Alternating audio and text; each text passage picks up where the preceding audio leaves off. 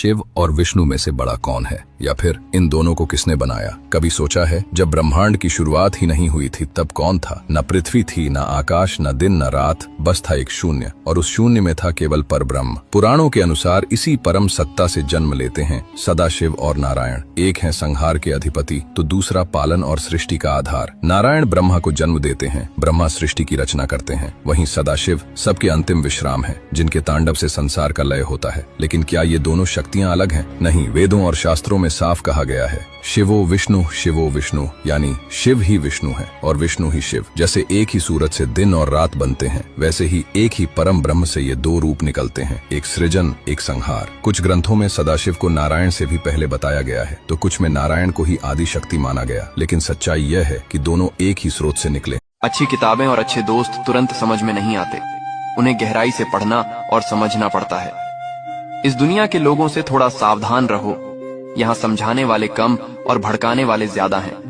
मित्रता कोई स्वार्थ नहीं बल्कि एक विश्वास है, जहाँ खुशी के पलों में हंसी मजाक से लेकर संकट के समय साथ देने तक की जिम्मेदारी होती है। मनुष्य के दृढ़ निश्चय के आगे कुछ भी असंभव नहीं रहता पार्थ। जब भी कोई जीव दृढ़ संकल्प होकर एक दृढ़ विश्वास के साथ किसी भी काम का बीड़ा उठाता है तो दैवी शक्तियों को उसकी सहायता के लिए स्वयं ही आना पड़ता है। यही कर्म का दैवी विधान है अर्जुन।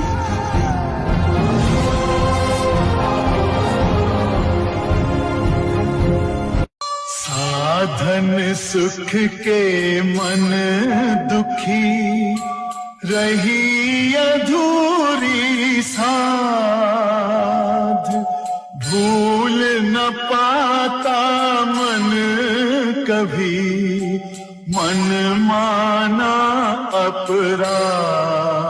अगर कोई तुमसे कहे एक दिन उपवास रखो और तुम्हें 1000 जन्मों का फल मिलेगा, क्या तुम मानोगे? लेकिन जरा सोचो, अगर उस दिन पानी की एक बूंद भी पी ली तो पुण्य का पूरा खजाना राख हो जाएगा। ये कोई आम व्रत नहीं, ये है निर्जला एकादशी, सबसे कठोर और सबसे शक्तिशाली एकादशी। कथा शुरू होती है स्वर्गलोक में। पांडवों में सबसे धर्मात्मा भीमसेन एक मुश्किल में पड़ जाते हैं। युधिष्ठिर, अर्जुन, नकुल, सहदेव सभी हर महीने एकादशी का व्रत रखते थे, पर भीमसेन उनसे भूखा नहीं रहा जाता था, क्योंकि वे वायुपुत्र थे। उनके भीतर खुद अग्नि की ज्वाला धधकती थी। भीम ने माता कुंती और श्री कृष्ण से कहा, मैं धर्म का पालन करना चाहता हूँ, लेकिन हर महीने उपवास करना मेरे बस की बात नहीं। कृष्ण मुस्कुराए। तो फिर एक उपाय है, एक व्रत ऐसा है जो साल भर की एकादशियों के बराबर फल देता है, लेकिन इस व्रत में जल तक नहीं पी सकते। यह